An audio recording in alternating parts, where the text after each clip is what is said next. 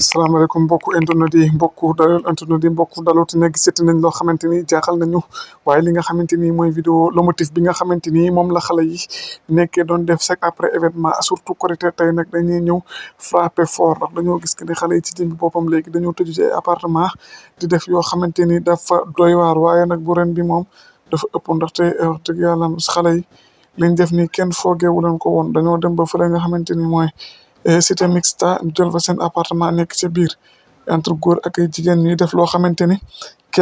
kenn rafetlu ko ba pare nag teg ci ñu ngi ko doon defee ca anam bu ñaaw a ñaaw te salte ndax xale yi daal léegi luñ jot rek dañ koy utiliser ci seen partouze yi nga xamante ni dañ koy def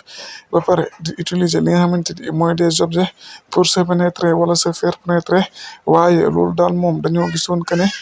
góor gi war na si jël des mesures un peu drastiques parce que mi ngi commencé ëpp loxo de plus en plus.